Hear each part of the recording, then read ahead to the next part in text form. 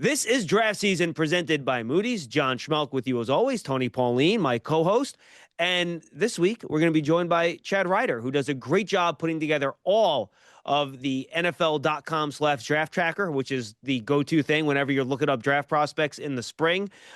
Chad, hope you're doing well, man. And how's that coming along? Oh, great. It's a draft season is coming upon us here, and I love it. It's great. I love talking to you guys. Yeah, and Great thank you so having much Chad. for being with Yeah, us. just sorry, John. Chad's one of my oldest friends in the business. I mean, I've known Chad for about 20 years. Granted, we only see each other occasionally at the Shrine Bowl, occasionally at the Senior Bowl, always at the Combine. But I've known Chad back to the days when he was working for CBS Sports many moons ago when we both had hair. Yeah, it's been a long time. Yeah, it's been a long time since any of us had hair here. But yes, look, Chad has an encyclopedic knowledge of past drafts in this draft class, so it'll be really good to talk to him about everything going on. Later on in the show, we're going to go through Tony's riders and sliders on the offensive side of the ball in this year's draft class, and we'll look ahead to next week's games. But first, I want to go through what happened last week, Tony, and the one game you really want to focus on is a game that, again, before the year, we had this game circled as Penn State, being one of the top ranked teams. Can Ohio State, can they finally get over the hill in the Big Ten and beat teams like Ohio State and Michigan? Obviously, Penn State's season has fallen apart, but there was still a lot of really fun matchups in that matchup last week. There was. I think it was a game where two programs going in different directions and prospects on both teams going in different directions. Drew Shelton, who I know we'll talk about later on. I mean, the pass blocking left tackle just got victimized the entire game by Avril Reese, by Kenyatta Jackson. I don't think he's really looked all that well this year. I had high hopes for him. He's more of a Fashanu type left tackle, ironically, an athletic guy, fundamentally sound. But I mean, doesn't show a killer instinct, which really concerns me. Doesn't have a guy who really wants to bury opponents into the ground. And it showed on Saturday when he was victimized multiple times. The guard, Ione, when we had Mike Renner on, Mike Renner had him as a top 50 pick. I like Ione, but I like him more as a maybe late third, early fourth round guy. He's the opposite of Shelton. He's strong, he's wide, he plays with nasty attitude, but he's also stiff. And you have to play him in a small area. And again, he was getting beaten by quick inside moves, doesn't show the ability to block on the second level. He gets out in space and he's looking around. I think both of those guys really struggled as compared to the Ohio State guys. I mean, Avril Reese, he just seems to get better, not even every week, every series of downs. He seems to get better, whether it's rushing the quarterback, whether it's playing in space. And his pass rush ability has really impressed me this year because coming in the season, I looked at him as more of an off the ball linebacker. Obviously, Ohio State didn't need him to rush the passer last year with Jack Sawyer and JT Tuimoloau. Well, he's filled in this year really well as a pass rushing linebacker who can also play in the space. I also think we're seeing the coming of age of Kenyatta Jackson, the big athletic defensive end from Ohio State, who played sparingly last year. He's been relied more on as a starter this year. You saw him Saturday against Penn State. He's a game changer. He's a guy who can rush the passer. He's got an inside move. He can get out in space to make plays. I thought it was really the tale of not only two teams, but two sets of prospects. The Ohio State guys who are moving into the first round and moving up the first round, and the Penn State players who are moving in reverse. Your thoughts on the game, Chad? Yeah, it's funny. We don't even have to talk about Caleb Downs, the Ohio State safety, because the front seven is making all the plays for them. And Downs is an excellent player. He's a top 10 guy. But Reese has been so good. Reese and Jackson were on my list of guys to kind of watch coming into the year among the underclassmen. And Reese, now it's a matter of, okay, is he even an off-ball linebacker?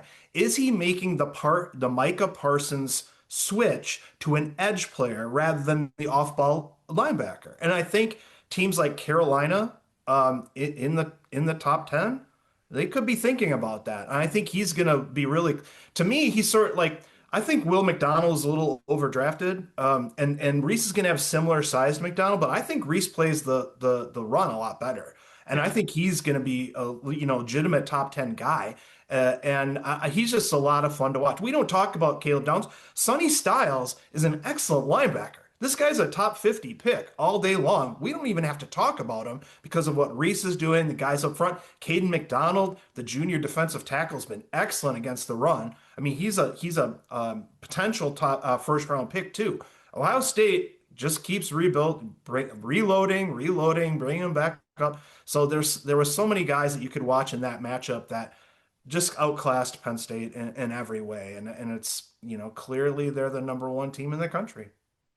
Chad, we're going to touch on a little bit later on, but I want to get your take on Carnell Tate, and I'll kind of throw this at you. I always warn people about helmet scouting, where you'll compare a player at a position to a former player at that position that went to the school. Well, he didn't work out. This guy's not going to work out. But I got to be honest. At this point, if I'm deciding between two wide receivers and one of them went to Ohio State just because of the way they're coached up there, I'm going to pick the Ohio State wide receiver. When's the last Ohio State wide receiver that did not work? I mean, they just produce NFL caliber wide receivers, and Tate's going to be another one. And then Jeremiah Smith, the next year, is going to be a top 3 pick. It's unbelievable. Yeah.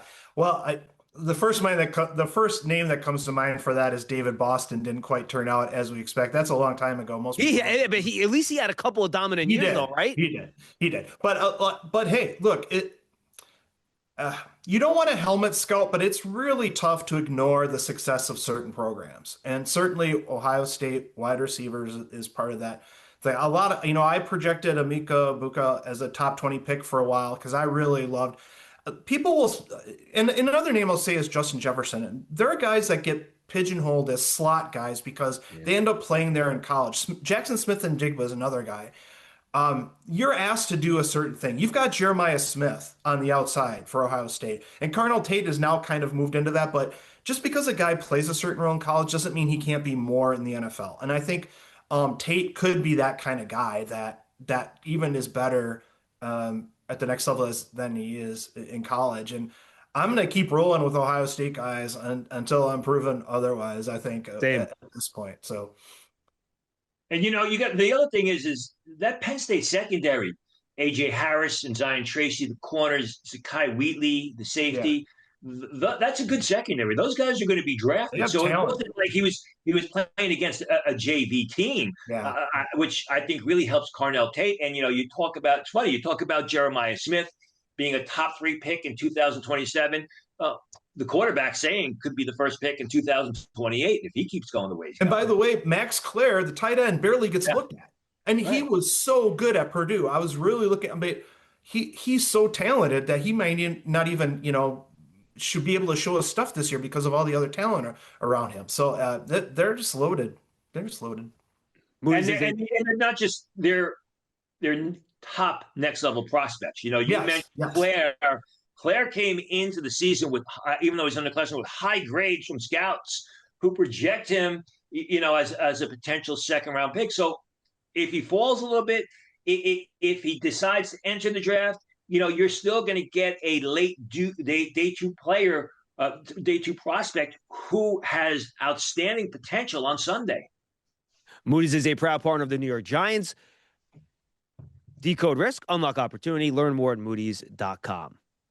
Okay, now it's time to take a look at the risers and sliders that Tony likes to do every week as he tracks the draft. Chad is kind enough to join us and kind of give his take on Tony's guys, give some of his own of guys that have either really helped their draft stock from where they stood last summer and the guys that maybe have not helped themselves as much. And Tony, we'll start with the quarterbacks here. A couple of these guys we've talked about a lot, so you can kind of breeze over them if you want. But who are the quarterbacks that you think have really helped themselves so far this year? Well, obviously, Ty Simpson, who potentially, if the draft were held today, could be the first quarterback taken, despite the fact he's only started, 8 or 9 games in his college career. He's making a lot of NFL passes. He's really got that Alabama offense moving. Looks like a next-level passer, as does Fernando Mendoza of Indiana, who I think, again, has really reacted well to the coaching at Indiana under Curt Cignetti. Anybody who watches this show knows he's my favorite coach, pro or college, in the land for 2 years now. And I think Mendoza is finally starting to realize the potential everyone thought he had. Although he's not made as many NFL type passes, not been in as many NFL type situations as Ty Simpson. I think because Indiana just hasn't been in many close games. I mean, they've blown out their opponents. So I think those two guys are at the head of the pack. And then I got to go with Dante Moore. With Dylan Gabriel leaving Oregon last year, becoming a third-round pick for the Cleveland Browns. You didn't know what they were gonna get at the quarterback position. Dante Moore slides right in. I think he's helped himself. I'm not as high on Dante Moore as others are. I like him. I still think he's got a lot of areas of his game that he's got to brush up. Also, not the biggest guy in the world. But again, I mean, 4 months ago, I don't think anybody was talking about Dante Moore as a top 45 pick, potential first rounder. And that's what you're looking at today. Chad, any thoughts on those guys or anyone else that you have on your list of guys that have really helped themselves at the quarterback position so far this year? I think those are the top three guys right now. I'm with Tony on all of that. Dante Moore didn't look great against Indiana, so that's kind of knocked him down a little bit. I wouldn't be surprised or wouldn't be hurt if he decided to come back another year or two, and kind of take his stock because he didn't get to play last year, injury and kind of waiting his turn and stuff. So, but yeah, those would be my three top guys too. Jaden Mayava from USC is interesting. I think he could probably use another year with Lincoln Riley, but he's another guy that's could work himself into that conversation as the season goes on potentially. But we'll talk about some sliders here who have left a room for guys like Dante Moore and Mayava to kind of step in there, and Simpson for that matter. It's funny you mentioned Mayava because I think Miller Moss has done a darn good job at Louisville this year. And, Mayava with his accuracy is all over the place. Yeah. Miller Moss really, since that comeback against Pittsburgh, I think has improved his stock in the eyes of scouts, came into the season graded as a late rounder, may have moved himself up into the middle rounds because of the consistency. It's not wowing everybody. He's not having 300-yard passing games every week, but he hasn't needed 300-yard passing games. He's doing enough to help the Louisville Cardinals, who, by the way, one of the best teams, not the best team in the ACC right now, battling for a playoff berth. I think he's helped the stock. Trinidad Chambliss, John and I have talked about him a couple times, or at least the past couple of weeks. I mean, here's a guy who goes from, Ferris State, school unknown, Ferris State Division, two, unknown to now he's a late round draftable guy, and someone I think a lot of people are missing the mark on. Cole Payton of North Dakota State comes into the season as an undrafted free agent. I think right now has solidified himself as a solid day 3 pick. He's big. He's got pocket passer size. He's athletic. He's got a real good arm. Hopefully, we'll see Peyton in one of the postseason All-Star games, Shrine Bowl or Senior Bowl, where he can really impress scouts and improve his draft stock. Absolutely. And Bryce Lance, to me, that guy, the wide receiver, Trey Lance's brother, North Dakota State, we'll see how he runs, but he's in that, top 50 mix. So Peyton and Lance have really looked good this year. All right, then, Tony, when you look at your sliders list, it basically is all the guys that were projected as first-round picks before the season started, and now they're not anymore. And you got to start with Lenore Sellers. I mean, he was my favorite guy. He was a guy who don't want to be redundant, but in August, I tweeted out, if the draft were held today, I'm taking Lenore Sellers with the first pick of the draft. His game is leveled off. In fact, it's probably regressed in some areas. And I think really right now, from where we sit, Lenore Sellers' best game plan is to return to college next year. Maybe South Carolina, maybe not South Carolina. Maybe if Ty Simpson goes to the NFL, he takes an NIL deal to go to Alabama, where he's going to get great quarterback coaching, as we've seen, with Michael Penix at Washington and with Ty Simpson now at Alabama with the offensive coordinator moving over there. So obviously you got to start with Lenore Sellers. Sam Levitt, guy I was never really high on, struggled during the season. He's had a season-ending injury. I think he's gone from a potential day 2 pick to he's got to return next year. Cade Klubnik has really fallen off a cliff. I mean, Cade Klubnik was not well liked in the scouting community, was not highly thought of, I should say, in the scouting community. I, like a lot of other people, really liked him, especially after the 2024 film. But I think Cade Klubnik has shown that 2024 has been the exception to the rule. I don't think they've helped him that much at Clemson. Don't have a great running game. Don't have a developing receiver core, if you will. But I think Klubnik, scouts were right on this. Klubnik is a day 3 guy at best. Drew Allar, we've talked about him before on the show. Where's he going to go? I mean, people thought first round, possibly day 2, likely. I mean, Drew Allar right now, the former or soon to be former Penn State quarterback. I know he's on the sidelines, not going to play the rest of the year with injury. I mean, what are you looking at right now, Jular? Maybe a fifth round pick? Yeah, I like he could be in that Jacob Eason category, kind of early fourth.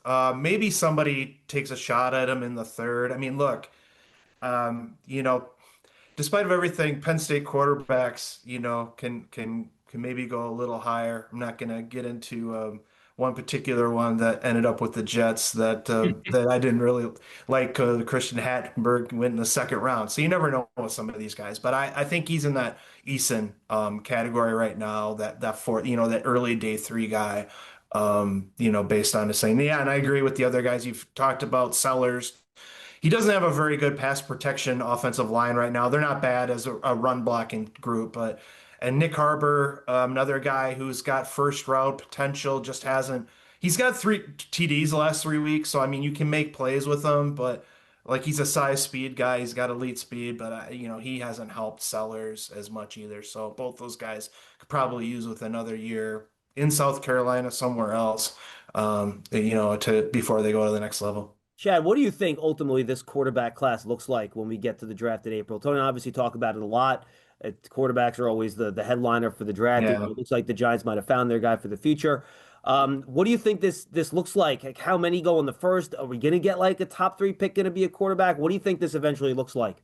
It's going to be very interesting. A guy that we haven't talked about yet is Garrett Nussmeier, and he's got a big, game coming up here, and we'll see if he can take the next step. I think coaches and scouts will like him more than people in the media, people from the outside, because he doesn't his oblique injury is maybe prevented him from whipping the ball as hard as he can. But I think he's coach's son. He knows what to do. He makes some bad decisions, but the ball comes out pretty quickly. I think he makes some good, some professional throws. So I think he might be liked a little bit more in the league than maybe in the media this year. And so that's going to be an interesting guy. But otherwise, maybe 2 to 3 guys in the first.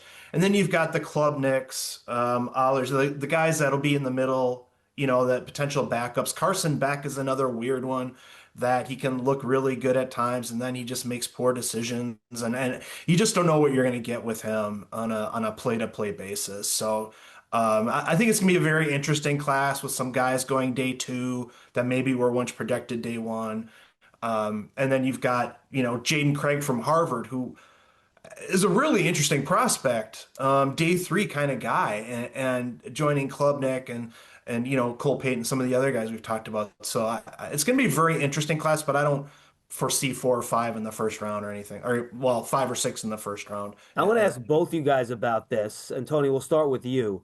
I think if we see Moore and Simpson specifically come out, we're going to start having the debate is how important is it to have 20 plus starts, 30 plus starts, whatever you want to look at Yeah. as a college quarterback. How important is experience, Tony? From you guys have both a vast experience doing this. So Tony, I'll start with you. How much do you take that seriously, and how important is just having a volume of college experience to kind of give NFL front offices confidence that you're going to be able to step in early in your career and play well? It's incredibly important to me. I mean, the Trey Lances of the world, the Mac Jones of the world, these guys have fallen flat on their face, and they had very limited bodies of And work. Tony, by the way, even a guy like Sam Darnold, who has now become good, I think it just took him longer to become Yeah. good because he didn't play a lot of quarterback in high school and college. I also think he finally got the right coaching Yep. in Minnesota and now in Seattle, which has helped him. I mean, I like body of work at all positions because you could see the trajectory of a player. But I think it's utterly important at the quarterback position. I also like quarterbacks who are coming off a good year before they enter the draft. I think if you look back at history, a lot of these guys who entered the draft off of a poor season at quarterback and cornerback, they really struggle. Sometimes they don't get it back into gear. I mean, I think it is utterly important. But listen, we live in the day and age of instant gratification, instant results. And, the body of work doesn't seem to matter as much anymore. And you're expected to go in once you're drafted in the top 10 or the first round, start week one and produce right away. Yeah, and I think what I like to say is everything is something, but nothing is everything. Meaning, body of work is great, but Colt McCoy, Kellen Moore, I mean, there's a point where traits have to come into play. Agreed. Guys that have started a ton of games aren't necessarily going to be NFL stars. So I think you have to take the body of work into account. But when you talk to the college coaches, they'll say, "Hey, look, this guy could have started for us 2 or 3 years ago, but we had X player in here and we weren't going to, bench him for this guy." So, like a Ty Simpson, were you going to bench Jalen Milroe in order to play him? Of course. Probably not. And that's not his fault. Like, if he would have been ready to play, just because he didn't win that starting job doesn't mean he wasn't necessarily ready to play last year. So I think there's a factor, but yeah, but it's difficult. Anthony Richardson's another, pretty good Exactly. example. Maybe he just wasn't ready to play 2 years ago. So you have to talk to the coaches, find out the reason for his not playing, and then, figure out how you push that trajectory. Because like you said, Tony, we both know that they're not finished products when they come out of college, no matter how much they play. And you have to be able to project. That's the whole point of scouting, is projecting where a guy's going to end up. So guys like Ty Simpson, I'm not worried about him not necessarily having a great, huge body of work. Dante Moore, I'm probably a little more worried about. But he was a 5-star kid coming out. It wasn't a surprise that he's talented. So it just depends on the guy, but I would prefer, yeah, a couple of years starting certainly would give me a lot more confidence than guy coming into the league. Yeah, it's just hard. These guys don't get long leashes in the NFL anymore. Yeah. It's not a developmental league, the NFL. It's a production league, and you hope the guys are as ready to go so they can produce as quickly as possible when they get into the league. All right, let's go over to the running back position here, gentlemen. And Tony, two of these guys we've talked about a little bit, one maybe not so much. Who are the three running backs you have as risers in this year's class? Well, Justice Haynes, we've talked about a lot. I know he's been struggling with injury, but I mean, after transferring to Alabama, getting in that Michigan backfield, I mean, you can't stop him. Opponents cannot stop him, Yeah. and Michigan really can't throw the ball. So opponents have been loading the box and challenging Michigan Wolverines to beat them with the passing game because the passing game is so inconsistent that they can't stop Haynes. He's an explosive guy. He beats the defenders to daylight. Beats defenders into the open field. Can run to daylight. Big play after big play. I mean, what was it? 5 or 6, 7 games into the season, he had 100 yards rushing every game, and Michigan was a rushing team because they couldn't pass the ball. He struggled with some injuries in the past 3 or 4 weeks, but still, I think where you look at where he was or where he's projected to be in September compared to where he is now as we move into November, I think he significantly helped himself. I think Jadarian Price, just by the fact that no one really knew a lot about it, everyone thought it was Jeremiah Love, and they basically rotate the backs there. They give each back the ball a lot, and I think Jadarian Price of Notre Dame has really helped himself, really jumped onto the scouting radar with his play. And then Hollywood Smothers of North Carolina State. I know when we had Mike Renner on, Renner liked him in his top 50. I'm a little bit lower on him, but still, I think he's in Naheem Hines, if you remember him out of North Carolina State. He's that type of back, kind of squared. He's explosive. He's creative. He can do a lot of different things. I don't know that he's a feature runner, but again, someone we really weren't talking about coming into the season, and now you're looking at a late D2 pick on my board anyway. Chad, your thoughts on those three and any other running backs that have really kind of hit you watching tape this year so far? Yeah, I feel the same. Justin Haynes, before the injury, I thought he would have been another first round potential guy. Dallas, maybe with their second pick that they got from Green Bay. Maybe they look at a guy like that. But not a lot of other comments. I like LJ Martin from BYU, guy that a lot of people weren't talking about, but I think could work himself into a day 2 pick. Smothers, I agree with Tony. He's a good late day 2 kind of guy. Change of pick by, but he's been very impressive this year. So, another of the Smothers brothers for those old people like me, could get back in the NFL. All right, Tony, how about your guys that have not really impressed, including the guy that was and still I don't know if he still is, but he was the number one back on your list when the season began. Yeah, that would be C.J. Baxter. And C.J. Baxter, like Travian Wisner, both Texas backs, I mean, they've been hit and miss. They've been inconsistent. They've been injured, especially Baxter has not been able to return from the injury that sidelined him last season. Wisner's been up and down. He's spectacular at times, but he struggled with injuries. He struggled with consistency. So I think both of those guys have fallen.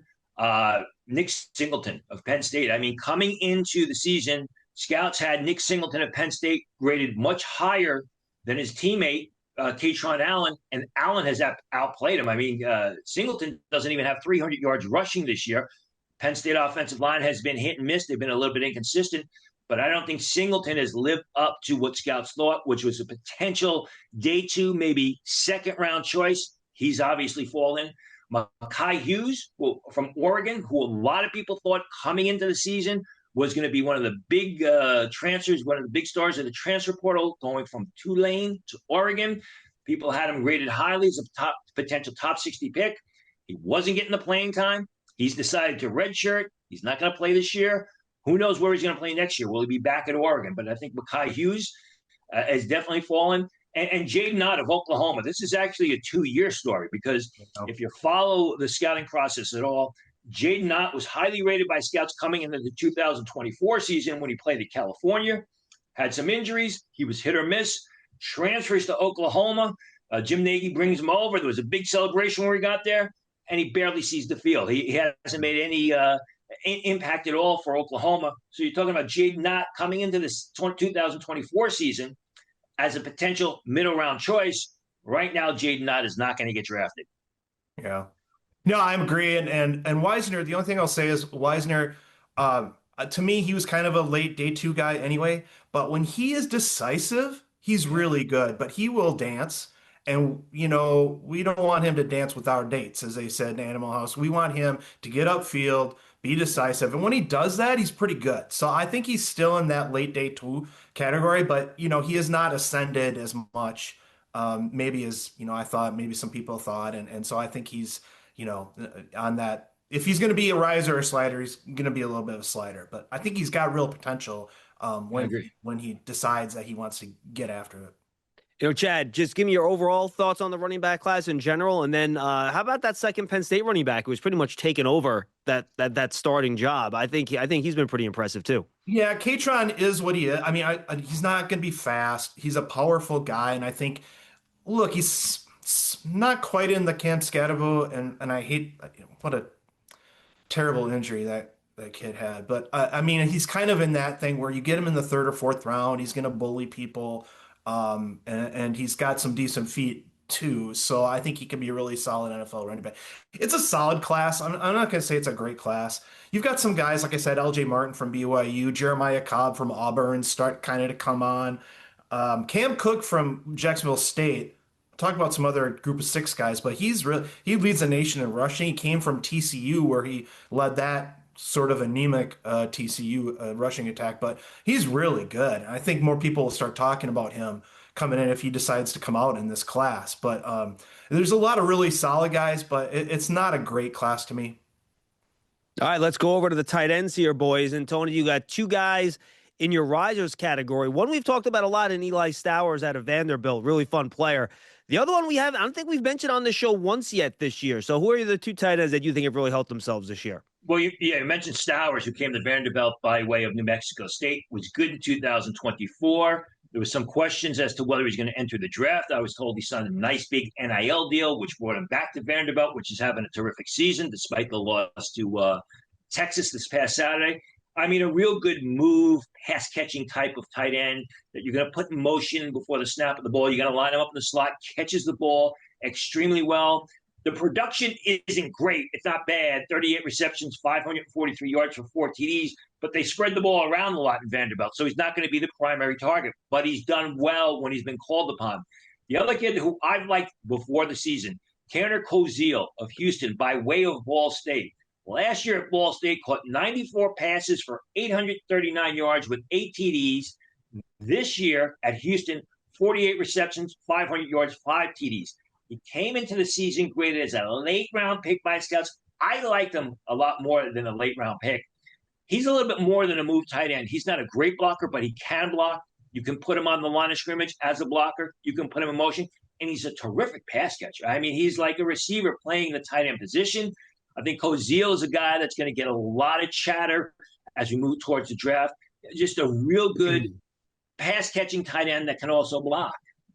Chad, I want to get your thoughts on both those guys. I want to start with Stowers though, because I watched him again this morning. I compared it to what I wrote about him off his 2024 tape. Runs well after the catch, runs powerfully, breaks tackles, really good in space, good hands. He had a couple jobs this year, but generally he's a pretty good hands catcher, but not a his route running. I'm not going to call it lazy, but he's not like breaking off his routes at the top, and he's fast and he still gets open. But I do think he's still a little raw in that area. Yeah, former quarterback. So you like that for a lot of, receiver slash tight end guys. You like to see that quarterback experience in his background. But yeah, his hands aren't exemplary, but he is a lot of fun after the catch. You could say he's in that Evan Engram kind of deal. I'm not saying he's going to be like a first round pick, but he's that kind of guy. And so I think top 50, he's going to land in there and be a real maybe I don't know if he's quite as polished as a Sam Laporta, but like you get that sense that he could be a real weapon for somebody. And it's so hard with tight ends to look at production. Tony mentioned that Tanner had, a huge year at Ball State because he's all they had. And a lot of these tight ends just don't get a ton of catches. Like Joe Royer from Cincinnati, for example, is a pretty good tight end. They're not going to throw to him a ton. And I think that kind of gets in the way sometimes. They can't all be Harold Fannin getting 100, touches a year. So I think the guy Tony's mentioned, another guy I'll just mention quickly is Daquan Wright from Ole Miss. Yeah. A big body guy. He's really turned it up this year in that offense. And I think you could be talking late day 2, early day 3 from him now. So I really like, I think he's done a lot. Yeah, really good athlete. I mean, he's impressive. His athleticism is impressive on film. Yeah. You go back to what I said, you confirm he just wasn't getting a lot of targets at Mississippi, especially last year. He's getting more this year and he's cashing in for him. All right, Tony, what tight ends do you think have not helped themselves so far this year? Well, one, because of injury. John Michael Gillenborg of Wyoming was highly rated by scouts coming into the year, potential third-round pick, early day 3. He's only played 3 games this season. He's got 11 receptions. From a size speed point of view, he is definitely a top 120 guy. Just hasn't had the production hasn't had the opportunity, I should say, because of the injuries. And then Jack Velling of Michigan State. 2 years ago, when he was at Oregon State, Velling looked like he was going to be a potential superstar at the tight end position. As a sophomore at Oregon State, averaged 15.1 yards per catch, 8 TDs, I think, on 35 or 40 catches. His game has regressed. I mean, he's not getting the opportunity. He's had some injuries, but his game has not taken off as people thought. And Velling comes into the season as a mid-day 3 type of prospect. Right now, he's not going to get drafted. Yeah. Anybody else to bring up there, Chad? Yeah, no notes from that. A lot of the guys have been what they are. And as we've mentioned, production is tough with tight ends. Even if they're good players, they can kind of get lost in the shuffle on offenses sometimes. And then they go to the NFL and become stars like George Kittle, barely got the ball at Iowa, and then he turns into a star. So, I would say it's a pretty solid group though this year. I think you're going to find guys throughout the whole draft. So I think teams are going to be looking a lot at some real guys in day 2, early day 3 that are going to contribute immediately.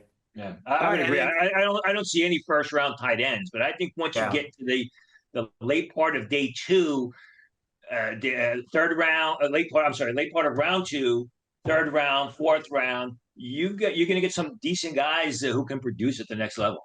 A lot of people are talking about Kenyon Sadiq from Oregon as a first round guy, and I don't see that. I think he's kind of too inconsistent, but he's a really good athlete, so he's going to get picked sometime in the second round, and it may turn into something pretty good. And, this is one of those years, Chad, with it's very unsettled at the top of this draft. So I think we can say, I don't see this guy as a first round player. Well, guess what? 32 guys have to go in the first round. Yeah, right. So even if they're not a first round player, you have to fit 32 in there. And I think we might run into that where I forget who were we talking to? We were talking to Renner, I think it was, right, Tony, when he was doing his first, his midseason mock draft. And he goes, I got to pick 20 and I'm running out of guys that I feel good about putting in the first round of this thing. There are 10 to 12 guys that are in mock drafts right now in the first round that won't be there. That's just kind of the way it is every year. And it can be worse. Like last year, 14 to 16 guys, ended up not being. So It's an open certainly an open conversation for Thursday night picks right now. Yeah, no question. All right, let's look at the wide receivers, Tony. This was a very unsettled wide receiver class to begin the year, but there have been a number of guys that have stepped up and I think really made their case for being either the top wide receiver overall or just first round picks in general. Yeah, Chris Brazel, I think there'll be some discussion about it, but I think he's really helped himself more than anybody. Transfer from, help me out here, Chad. I believe it was Tulane, where he had a productive Yes. season. Was okay last year. Has really improved his game this year. The thing about Brazel that I want to watch is how he tests, if he tests before the draft, assuming he enters the draft, especially the 40 time and the 10 time, because to me, he doesn't look like he gets off the line of scrimmage Yeah. all that quickly. All He's that very fast. long. That's how it is with Yeah. those tall guys, man. So that's going to be interesting, but he's definitely helped himself. Carnell Tate, I mean, we saw it last year, especially in the playoffs. We've seen it this year. We saw it on Saturday against Penn State. The guy just produces. I mean, he's not a big play guy, but he's an important play guy. When they need a big third down reception, when it's 2nd and 8, he's get the reception for 10 or 12 yards. He makes a lot of good catches in the end zone. Is he this year's Emeka Ibuka, where he's gonna slide into the late part of round one? I think that's a possibility. Mark Cooper has been incredible this year for Indiana. 8 TDs, almost 15 yards per catch. He is really their big play receiver, compared to Elijah Surratt, who's more the possession type guy. Yeah. Guy we talked about last week, Skylar Bell of UConn, I think is going to be a very solid mid-round pick. He just produces. And when the ball's in the air, opponents know it's very likely to go to Skylar Bell. They can't stop him. 74 receptions, 994 yards with 11 TDs this season, and there's still 3 games left. So he came into the season graded as a bottom half of day 3 pick. I think he's moving towards the 4th round. Who knows what will happen with testing? And I got to throw a small school guy in here, Jared Richardson out of Penn. Big, strong possession wideout. The guy who's going to win out for the contested throw. The red zone target. 53 receptions, 817 yards, 9 TDs this year. He goes 6'2", 216 pounds. Speed is the question with him. I don't know that he's going to run under 4.6. If he gets under 4.55, he goes to a place like goes to a game like the Shrine Bowl and does well in practices. I think he could slide into the very late rounds.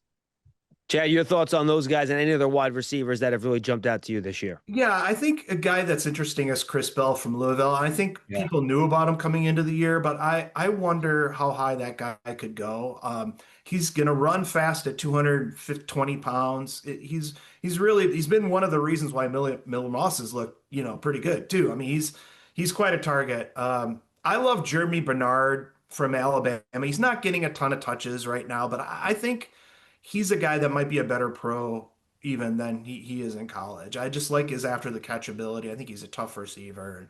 And I don't. There's a lot of guys that are question marks. Or Isaiah Horton from Alabama can make a lot of plays. Not getting a ton of touches now either. A lot of small guys in the SEC, Eric Singleton, Aaron Anderson.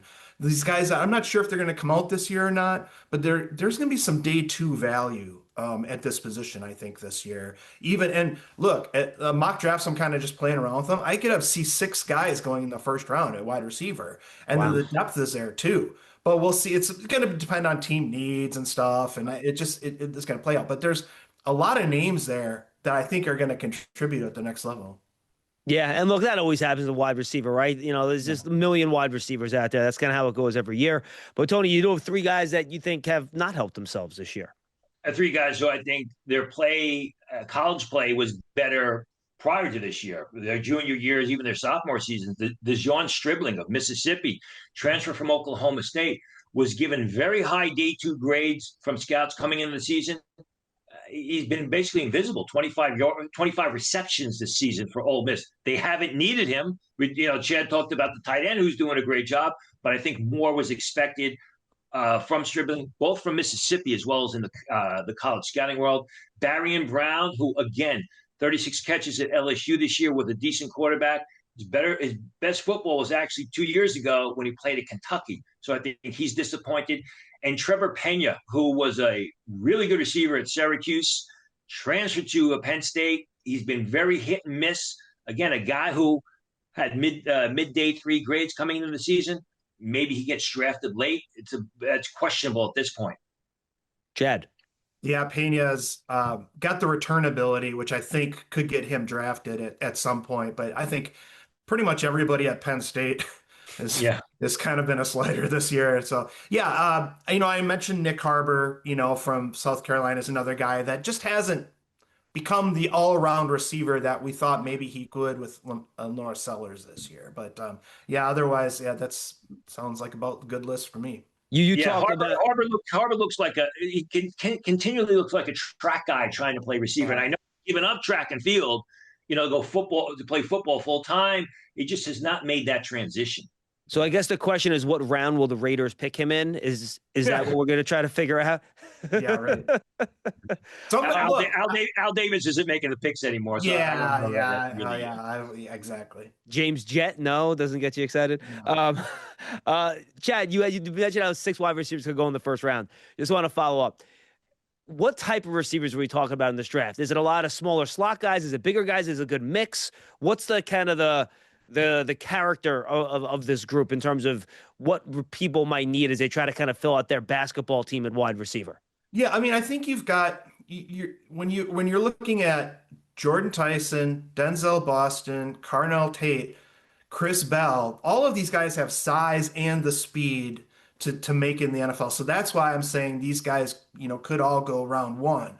And then look, Mekhi Lemon didn't have a great week last week, but at times he's looked very good this year at USC.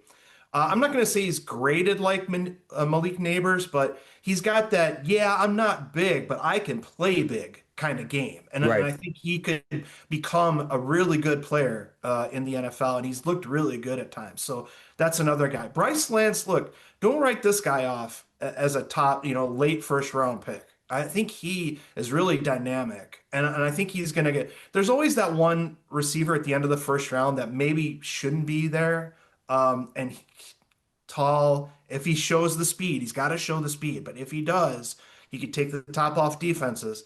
There's a lot of guys, and Brazel, as Tony mentioned, I wouldn't take him round one, but again, there's always that Quentin Johnson, Jonathan Baldwin, these guys that maybe end up sneaking into round one because they're a size speed guy. Well, we'll see how that plays out. Yeah, we will. All right, let's go to the offensive line, Tony. You have a pretty long list of risers here at the offensive line spot. Who do you like so far this year that you think have really helped themselves? Which is surprising because, as we talked about, our opinion is the offensive tackle class specifically has not panned out the way we had thought. I think Spencer Fennell, a lot of people were not sold on him as a first-round pick. I think he's established himself as a first-round pick. I think Isaiah World, the transfer from Nevada, has done a terrific job at Oregon. He's long. He shows athleticism. He's got long arms, and he's got a lot of real good pass protecting traits that you want. And a left tackle did a terrific job, as we spoke about, against Penn State. I think that's a guy that's helped himself. Trevor Gooseby, only because he's playing week in and week out. Trevor Gooseby of Texas, who last year filled in when Kelvin Banks and Cam Williams went down with injury. I think he's done a real good job. He has helped himself. Caden Green, the left tackle from Missouri, who projects to guard the next level. A lot of scouts really like him a lot. I think he's jumped up on draft boards as to being a day 2 prospect. And then one of my personal favorites, Lyndon Cooper of Pittsburgh, a shorter center. He's under 6'2", came into the season graded as a priority free agent, but he is a terrific player. He's quick, he's strong, he's smart. He's good at the line of scrimmage, but he gets out on the second level, shows the ability to take out linebackers, hit a moving target, blocking in motion. I think all those guys, I don't think anyone's made a massive jump up boards. We talked about Chris Brazel, where no one was talking about him before the season. I don't see any guy like that at the offensive line position, but there have been some players that have helped themselves. Yeah, I really like Caden Green. Before the season, I had him as a top 20 guard. I think he could be the Elijah Vera Tucker of this draft in terms of a guy that had to play tackle at some point in his college career because they didn't have a lot of options. Keegan Trost on the other side for Missouri has been pretty good this year, but he's the right tackle only. They weren't going to shove him over the left side. So I like him. I think he's going to move to guard, as you said, and be really strong. And And like you said, I think most of the guys pretty much are what they are in this class, tackles. I think there's some really good ones. Not a lot of guys. Carter Smith from Indiana, left tackle's Yeah. been pretty good. Ohio State's left tackle has been pretty good too. I don't know if they're going to come out, but boy, they've those two guys have kind of stood out as guys that have jumped up as juniors. But for the most part, yeah, it hasn't been a lot of huge risers. And Let me ask you Tony, about Carter. Let me ask you about Carter Smith. Do you think he's a left tackle on Sunday, or do you think he kicks inside the guard? I think it's possibly kicks inside, but I've said that about other guys, and they've just managed to be tough enough to stay out there, even though they don't have great length, great height, some of that stuff. I think he's got a shot. I think he's one of those guys I'd try him, and if it doesn't work out, then I'm happy to put him inside. and Chad, that seems to be a theme with this class. I think we see a lot of these offensive tackles in college this year, and I think Kaden Proctor out of Alabama might be one of them where, you know, college you can get away with playing tackle, but in the pros you might have to move inside. Yeah, and some of the things that make it difficult for you to play outside can give you trouble inside too, because Right. the interior linemen in the NFL are a different breed in terms of their quickness and strength and size. So it's not automatic that it works out if you move inside, but that's why a guy like Isaiah World, I mean, he's just so big. Andy Reid's just going to love that kid, and it's just a matter of whether he takes him in the first round or second round. Yeah. I just that's why guys like that survive, just because even if they aren't great with their feet, they're just hard to get around. So yeah, I think a guy like World could go pretty high. All right, Tony, then give me your sliders here. And I know the guy on the top of this list, it just breaks your heart to have to talk about him here. I mean, Xavier Chaplin. I think a lot of people, Yeah, including myself, yours truly, yeah, talked about him as a potential top 15, top 10 pick, yeah, left tackle from Auburn who came from Virginia Tech. He's basically been a human penalty flag this year. He can't yeah. stay on side. I mean, his play has been gotten worse and worse and worse to the point where he's got to go back. If it's not to Auburn, who's in the midst of a coaching change, he's got to go back because I still think he's a day two pick because of the traits, because of his previous play at Virginia Tech. He's been terrible this year. Blake Miller, like most of Clemson, offensive tackle there, right tackle, maybe a middle round guy. He's been very inconsistent, very up and down, as has been that Clemson team. And then Ethan Oniwa. I don't even know how I pronounced that right. Yeah. Nobody knows about him. Transferred to Ohio State from Rice, came in to the season graded as a potential mid-round pick by scouts, hasn't seen the field. He's been a backup. So he, just by the fact that he hasn't been able to break into the starting lineup at Ohio State, who's got a good thing going on that offensive line, and that offense just going to hurt his draft stock. And it kills me about Drew Shelton, because I think Drew Shelton is a good player at Penn State. He's a good left tackle. Last week you saw against Ohio State, he was not able to cut off Arvell Reese on the wide nine, just wasn't able to get there. Now the quarterback is very inexperienced, and if he is able to step up and move to the left instead of always bailing to the right and moving backwards, maybe Reese doesn't get those sacks, right? So, but Drew Shelton hasn't been, he's athletic, but he's not, hasn't finished as much as he likes. So, and I really liked him coming into the season, but like Chaplin, but it hasn't really worked out the way we thought. And here's All right, the thing about Shelton, and I would agree with you. We're going to talk about that in our review of the game. His forte is the athleticism, is the ability to slide off the edge, is pass protection, is the ability to shut down speed rushers. And he got hammered on Saturday, just got hammered, which is really disconcerting because he's not a mauler. He is not a straight ahead power blocking run guy. He's not a guy that you can say, okay, well, you let up a few sacks here. We have the run blocking to back it up. No, he's a guy that's got to get off the edge, or whose forte is getting off the edge and pass protection. And he got shamed Saturday on most occasions. Draft season is presented by Moody's, a proud partner of the New York Giants, uniting the brightest minds to turn today's risk into tomorrow's opportunities. Learn more at Moody's.com. All right, guys, we've got a few minutes left. So let's look ahead briefly to this week's games in college football. Tony, we just talked about Penn State a bunch here, but they're taking on Indiana this week. And all these games we had circled before the year, Penn State, a huge game against Ohio State, a huge game against Indiana. All of a sudden, they just don't have much luster. Well, I know that Chad's going to want to talk about this because he talked about Drew Shelton, and the Indiana defense plays over their heads. I mean, Mikal Kamara is small. He's not fast. He doesn't grab great bulk, but the guy plays a million miles an hour, and he could cause Drew Shelton some headaches. And if he caused Drew Shelton headaches, Kamara, who is a late round pick as a pass rush specialist out of Indiana, if he causes Drew Shelton headaches on Saturday, that's going to be another major red flag. I think the Fernando Mendoza, Elijah Surratt, Amar Jones matchup against what should be, or what has been at times, a good Penn State secondary is one I'd like to watch. But then that Penn State secondary got exposed by Ohio State big time last week. So I don't know that matchup. It's Penn State secondary who have players back there and NFL prospects really have to rebound, or Mendoza and the Indiana offense will pick them apart. What about that game strikes you, Chad? Yeah, I love Tyreek Tucker, the defensive tackle from Indiana. One of these guys, I believe, that came over from James Madison with Signetti. And guy's 6 foot tall, maybe, okay? But he is a force inside. And if Ione, the guard from Penn State, who hasn't looked quite as good this year, and center Nick Dawkins don't watch out, Tucker is going to be through them in a hurry. And D'Angelo Pons from Indiana is a small corner, but he sort of reminds me of Mike Sanistril, who came out last year, was picked 50th overall as sort of a nickel. So I'd be very interested to see if Pons can make some plays in this game. Indiana, like you said, they're playing over their head on defense. Aiden Fisher, linebackers, going to get drafted. Lewis Moore, safety, is going to get drafted because he makes plays all over the place. So Indiana's got a lot of guys on that defense to watch. And if Penn State doesn't get it together, it could be a long game for him. Yeah, and Pons is a guy to watch. I agree with you. He's going to be a very good nickel corner at the next level. If he's 4 inches taller, we're talking about him as a first-round pick. Yeah. But he stays on the receiver's hip out of breaks. He's got terrific ball skills. He's just short, and it's tough to miss. It's a mismatch going up against those 6'2" receivers. Although it's not due to lack of effort, because he is a feisty corner that will battle. Yeah.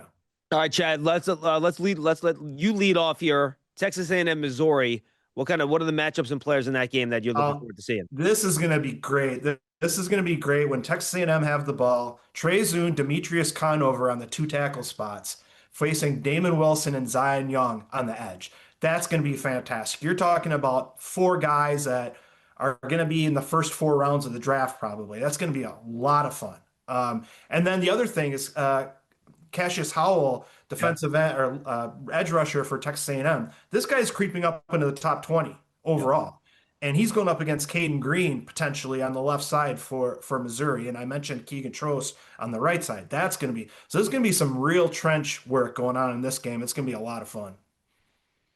Tony. Yeah, that's it. I mean, you can see it because the Cassius Howell matchup against Caden Green is the one that I'm really looking forward to. And, if Caden Green's able to slow him down, you never know. People may rethink the fact that he's got to move into guard rather than stay at left tackle. But it's going to be a big challenge, a big opportunity for Green on Saturday. All right, final game, Chad. We'll let you lead off again. LSU, Alabama.